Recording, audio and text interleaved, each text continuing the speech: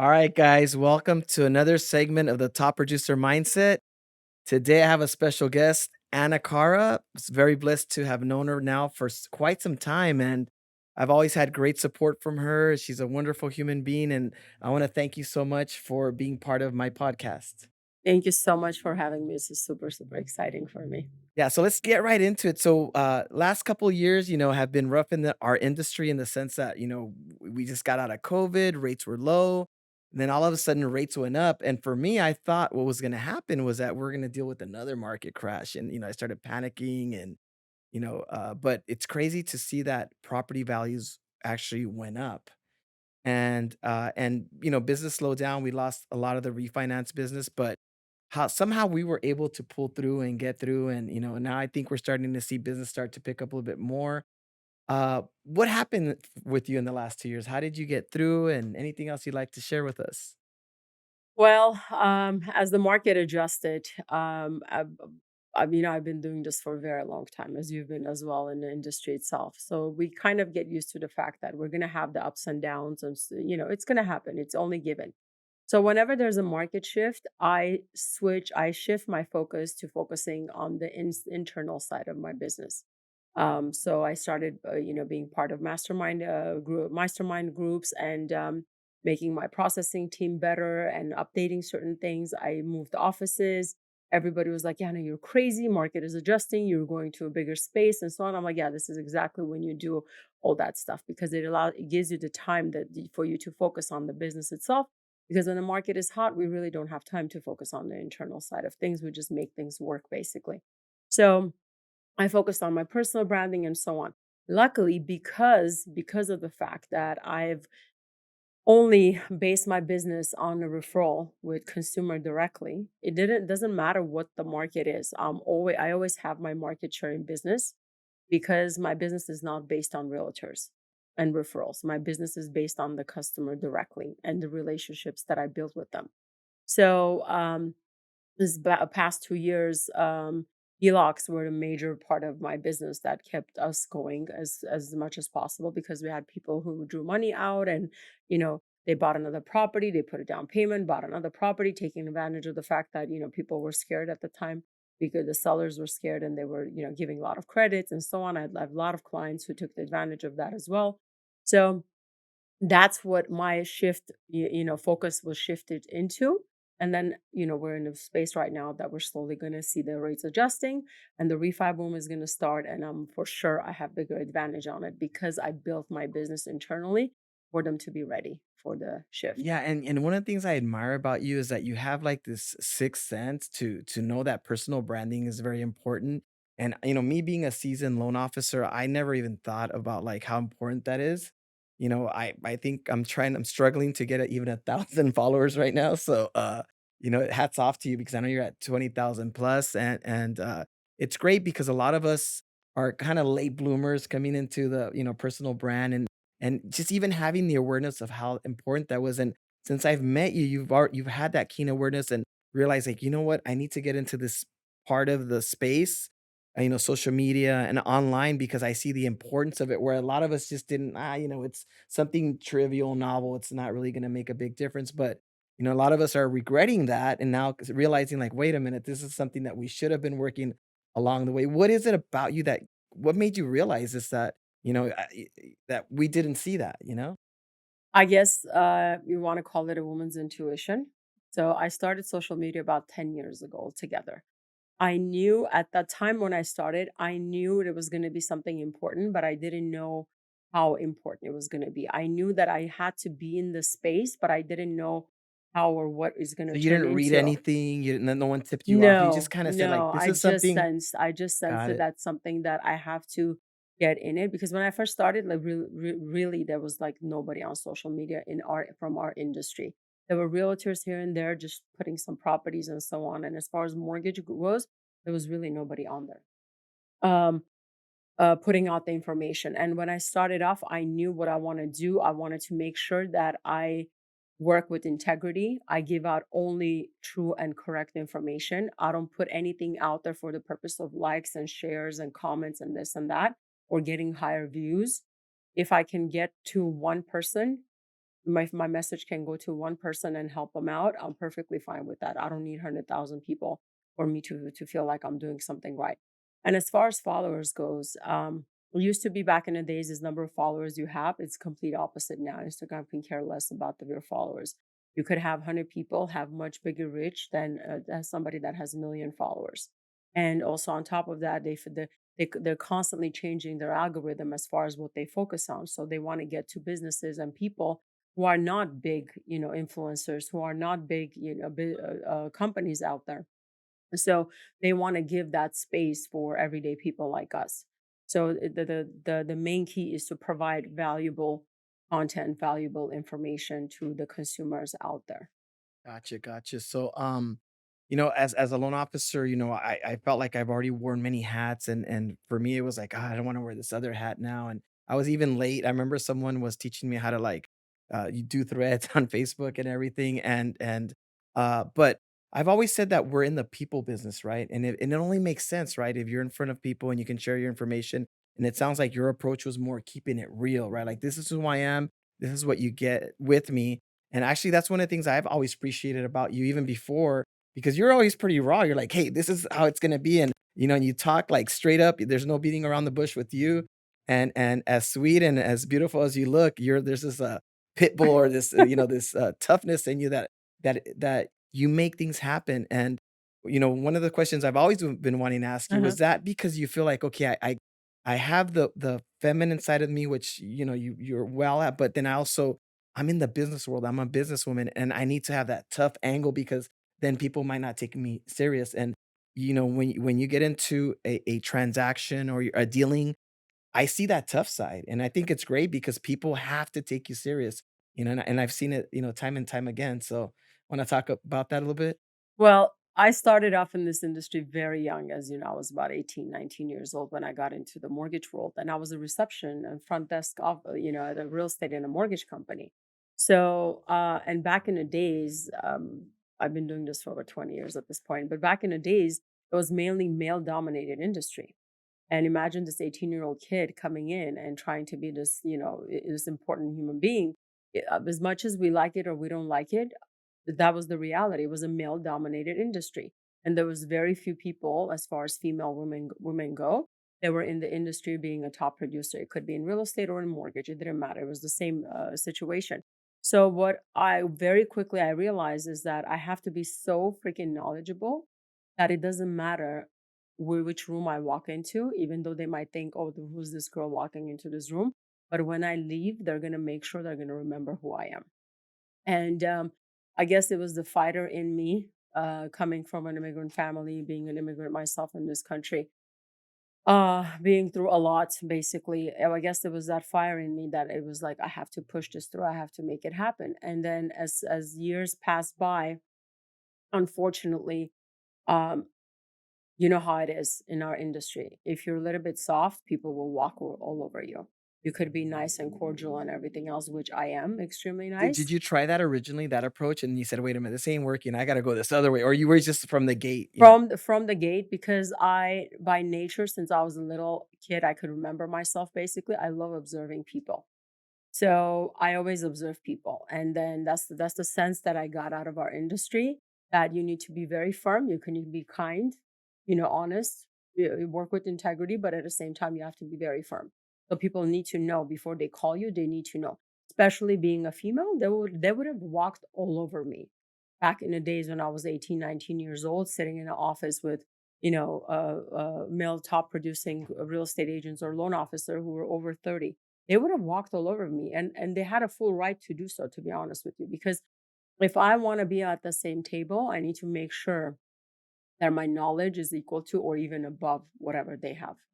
So I was fully aware of it. I never played the card or, oh, I'm a woman, I'm a victim, I'm this, I'm that. This never play that card. And I don't think it's the right thing to do. Own up to what you have, step it up, get to the position where you need to be, and then you could be on the same table. Don't come up with excuses. So that was my approach. And the presence as far as who you are, people need to know, especially in business that you're doing. People need to know who you are. They need to know what your limits are. They can't call you and randomly just talk to you in any shape or form in any way they want. And I fired clients because of the way they spoke to me. Kind of I've in a done that. machismo way or Oh something yeah, that you're I've like, "I'm done not that. gonna put up with this." 100%, I've done that. Nobody ever tried to approach me in any other way. Nobody ever had the guts to approach me any other way or, try to, like Alex said one time, try to slide to your DMs. Oh, well, hell no, that's never gonna happen. Nobody tried to. And if the slightest thing that I felt that they did, they were completely cut off immediately. So they know their space, they know where they are. And we're a very small industry, like our community is very small. Imagine if we do once or twice, people are going to talk, and there's absolutely no way. Well, that's Never allowed awesome. that. So for women that are out there that maybe are intimidated getting into business, maybe 1 or 2 things that you advice that you can give them so that maybe that's why they're scared of, going on their own because I don't wanna, mess with this male dominated world where, I'm getting put and I know things are changing. It's not as bad as it was Yeah. before, you know? I remember coming from a time where it was kinda weird to see women drive, even as a kid Yeah, because yeah, it of wasn't a course. norm, Yeah. it was like so there's something wrong there. But now, things are getting more normalized and people are realizing that that women and males should have equal opportunities and but there's also that underlying current that underlying treatment or that underlying fear that some women may have trying to be business owners and or entrepreneurs. Well, my number one thing is please stop doing what everybody else is doing. That's my number one thing because you see everybody's a copy, like it's a copy paste world out there. And unfortunately, people lose their identity. I can't blame them because that's what kind of sells, but they have to understand, are we in a game of short-term game or are we in a long-term game? Are you trying to build a brand so people recognize and trust you, or you're just, oh, have you seen that realtor? Have you seen her story? Did you see what she was wearing? Did you see what she said? Like, you have to understand what you want to be known in the industry for. If that's the route you want to go, great. Own up to it and say, this is what I want. Gotcha. All right, let's change gears really All right. quick. You've been in the industry how long now? What year Gonna did be you start? 23, 24 Wow, years you old. look like you're 19. Like, Well, I know. how's that even possible? I sometimes I have not clients, they're like, it's like, what? I'm like, I'm not lying. I swear to God, I just turned 41 Not a like a single couple of wrinkle weeks here. ago. But, my question is, we've seen a lot of changes and one of the huge changes that we've seen is that, the technology, I always talk about this, has freed us up, and I think it's been great, like, when we started, you had to meet customers a lot more face to face and get wet signatures, and I don't remember if you remember the trans boxes, you had to stuff them and Oh. send them out. And, now Equity Smart itself is a virtual platform where, I don't know if you Hmm. know this, but we're like 9 loan officers away from hitting 400, and we're in Awesome. Florida, Texas, and all these great Yeah. states. And for us, it's been a huge success knowing that there's people from afar that trust Hmm. what's happening here and allowing us to provide the support and service that we're doing. Just have you Hmm.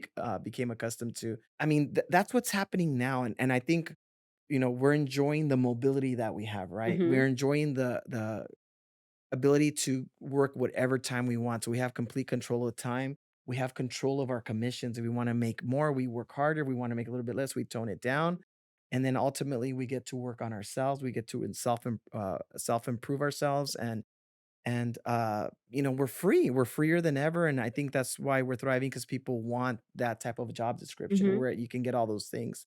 Where do you see our business going in 5, 10 years from now? Like how's the role of the loan officer gonna look?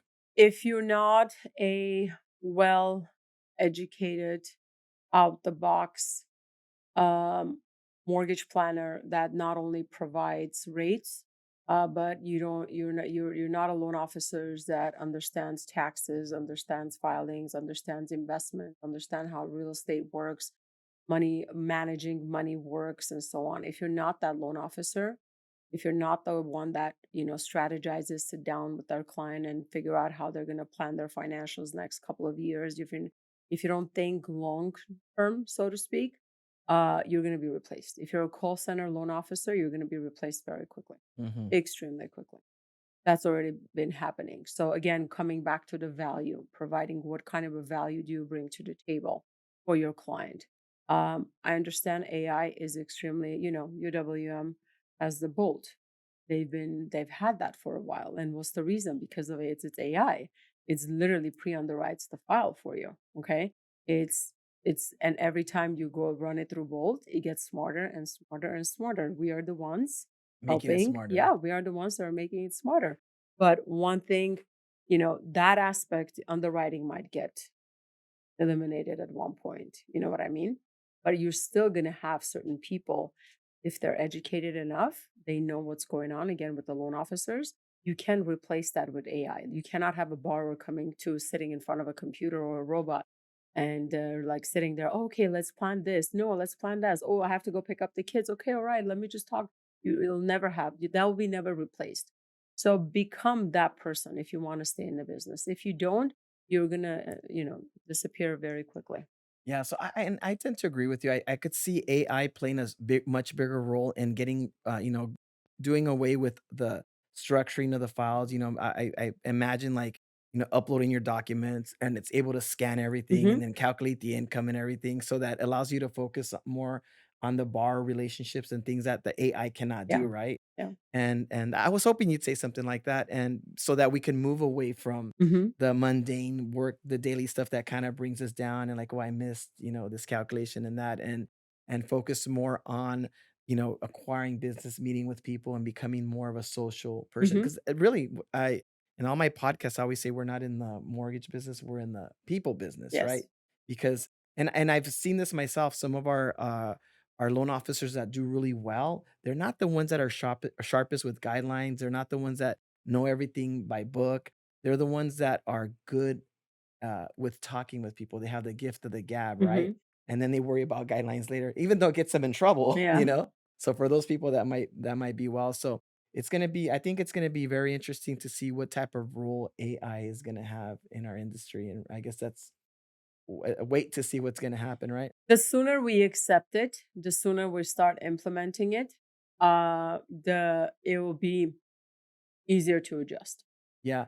I think and I've been thinking about it. I went to this, seminar recently with CoreLogic, and I think when we're gonna see the true power of AI is when we have how do you call it? Cross like distribution where the AI can not only read your email but can plan, it's cross connected with different AIs where it can They could talk they can basically. They talk and they can make communicate. Okay. reservations. And Yeah. and right now there's limitations, right? Like you can have an AI do one specific task, but it cannot cross over and talk to different applications and things like that. Applications. But I Yeah. think once that starts to happen, I think we're going to see a way more powerful and robust Yeah. AI. And I think we've been in the forefront of technology in our industry, in the sense that we're no longer glued to a desk, right? Mhm. Because we're free to go out and do things and still conduct business through the phone and through internet. So I'm excited to hopefully see that that's a big next thing that we're gonna have is AI assistants Mhm. that help us do a lot of the mundane things that we're not really too fond of, Fond of, Yeah, yeah. Yeah, no, I'm with you on that. yeah. Again, the sooner we adjust to it, and in any situation, the sooner you learn to adjust to things, the faster you'll be able to get over the hurdle, basically. That's what it is. We're at the event. I'm part of my mastermind group, and we were having a discussion with Gary V. And one of the first things he said that, if you don't have your personal brand in check, and you don't understand what personal branding really means in the next 5 to 7 years, you're going to be history. So it is extremely crucial that we understand that AI is coming. You know what I mean? It's there, it's coming. And not only in the business on the back end side, but in the front end side as well. We need to make sure of that. And that's why it's extremely important for the personal branding to be there, and for us, as in the mortgage industry and in real estate as well, to focus on the personal branding. I'm waiting to see when they're gonna stop posting pictures of the houses that they've sold. I'm trying to see when that's gonna stop, to be honest with you. Like, I'm trying to see who's the first realtor that is gonna come up with a creative way of talking about the properties that they've sold, basically, versus just putting a picture and the price Sold, on that yeah. sold. It's like, okay, you know, So what you're seeing, something else. so that I understand this personal branding, and I'm sorry because 'cause I'm a little probably slow in understanding No, this no, it's all because good. I'm barely jumping into this personal branding space myself and seeing the importance of just the details of everything, right? But do you mean like personal branding in the sense that we have to become more creative and more imaginative when we're on social media so that we can draw attention or what or just be you, but be you in social media? Or can you kind of break that down Um, for me that I will break it down, but on this topic, I'm having my first very big event coming up, which will be September 26th. Chris Doe is the main speaker on the event, and then we have Neil as well and Trevor, and they're the gurus of marketing and and they'll be personal talking about all branding, this at the event? all this stuff at the event, and this is like it's a gold mine. You would not want to miss it. So. Um, in regards to the personal branding itself, you have to understand, excuse me, you have to understand who you are and what you want your brand to represent. There is one of the my favorite exercise that Christo does actually. It helps you. He gives you blueprint of guideline and how to come up with that, how to understand what it is. You know what I mean? You have to. One of the biggest mistakes that people make, they think they're making social media for their friends and family. You have to understand you're not doing social media. You're not posting for your friends and family. You're posting for that client or the community that you want to build downline in the future. You know what I mean? Your Mhm, friends and mhm. family are just an addition to all of that. But understanding who you are, understanding what you represent, it comes down to, the color, the effect, the lighting, the feeling, the font, like every down to the last detail. You have to understand what you are so you could keep the consistency. So when then people, you know how you will recognize Coca-Cola? Like it Mhm, doesn't mhm. matter where it is. If you see red and white, the first thing comes out in your head is, oh, that's Coke's color, right? That's the first thing that comes out. Any big brand like that, Nike, they don't need to say anything. It's there. You already know. That's brand recognition. So you have to be so specific that you want to have direction. Okay, this is what I want, this is who I am, this is where I'm going. And with that, you actually need the blueprint of how to get there. It's easy to say, but with the actual physical work, it's not easy to do because you really have to go deep down. It's more psychological and personal.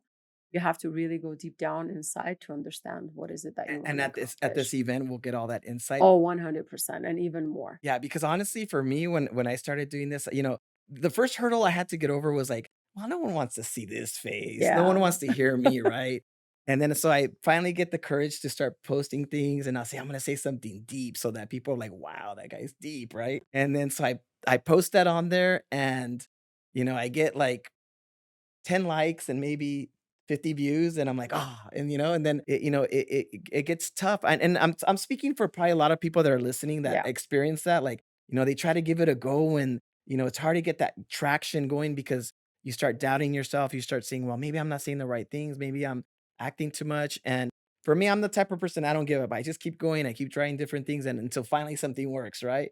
But I think that's probably what, a lot of people face and they get discouraged, and I see a lot of people starting and they start getting traction, but then they back off. And I start wondering, why would they back off? It sounds like little bit building momentum, Uh-huh. and maybe at this event, maybe from insiders, people that know will get to learn how to like maybe build and you don't have to be a special person. You don't have to look a certain way, right? You could be anybody. And I know that because I've seen these like funny guys with like weird hairdos and mustaches and they're like, they will have 100K in views just doing like a funny comedy Yeah. yeah, so Yeah. No, definitely that and much more. And it's gonna be an event that our community in general has not seen because again, it's so important to have the branding aspect of things. And one of the reasons why a lot of people don't continue doing what they're doing, they're not consistent, is because they don't have their brand identity. If you really understand who you are, what you are, you're going to start doing it and you keep it consistent. You keep it consistent, consistent, consistent, because what happens is when you post something, you don't get what you want. And then you look at somebody else and like, oh my God, they posted this and this. I gotta try that. I gotta try. And you start jumping from one start thing to chasing different another. things. Yeah. So and then you lose your identity as far as who you Oh, are. So who are you? Are you doing this? Or are you doing that? Or are you doing and then that? Or I'm assuming people pick up on that. of course they do. Yeah. Of course they do. That's why they're not able to follow you because they're like, okay, this person one time they're not serious. They do this and then they jump They're doing just that and they whatever the latest fad is, right? exactly, exactly. But when you establish your brand and then whatever is trending here and there, you do funny things, people think, "Oh, okay, that's cute. They're doing something funny," like, whatever, but they already know who you are. It's that's not going to change. But again, comes down to the fact being consistent is the key. Doesn't matter what you do. I think in anything, if you're consistent on focusing doing one thing, you will accomplish a lot. And our industry itself, it's a long-term game. Gotcha, gotcha. It's a And I long-term believe game. we're running out of time, so I just want to squeeze in there. Was this intuition for you? Because 10 years ago, this was brand new, and Yeah. just so you kind of like navigated this yourself, or is there like a book or something that we can make us regular people could lean on to try to figure this out? Come to the event. I'm Event, telling you event, guys. You guys. guys don't want to miss it. Yeah, don't want to miss it. It's going to be absolutely amazing and amazing people, fresh content and ideas that you guys don't hear on day-to-day basis. Nobody really talks about it. And I've been fortunate enough to be in this group, mastermind group, that I'm able to have connections with these people, able to have access to these people. And I want to bring that into our community, and I want to elevate everybody in our community. And because the market is going to shift pretty soon, if you're not up to par, unfortunately, you're going to lose a lot of business.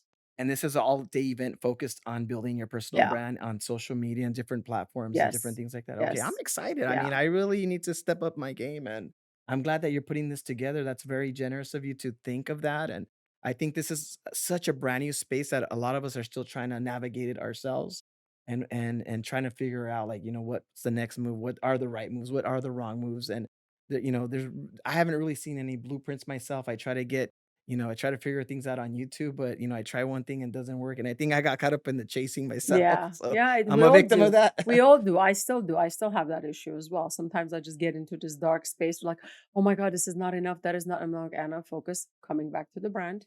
Focus. This is our mission. This is what we're doing. Refocusing. That's a short term. This is what we're doing. Got it, being consistent Yeah. with it. We will get you guys the information for the event. I'm excited. I think it's a month away, right? September September 29th, so it's 26th. 26th. Yeah. upcoming quickly. We'll put all the information on, this, posting once we get it from Anna. You're Yes. gonna get this to me Yes. in a Yes. couple of days, right? Alright, so Anna, before we wrap things up, you've always been a top producer, and, through this conversation we've had, it only makes sense. I mean, you have so much exposure, and, it's so many people are aware of you because you created that awareness through all the, social media and everything that you've done. What advice, aside from coming to the event, because I think everyone's gonna be there, as a top producer, give me a couple takeaways. If I'm listening to this podcast, I wanna know, like, I wanna walk away with a couple things that maybe will ignite me to become a top producer. Like, what are the couple things that you can share with us?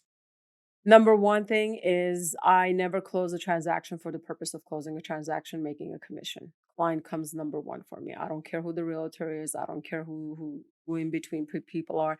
Our number one goal should be the client. Number one thing. Number two, I am present at every single loan doc signing.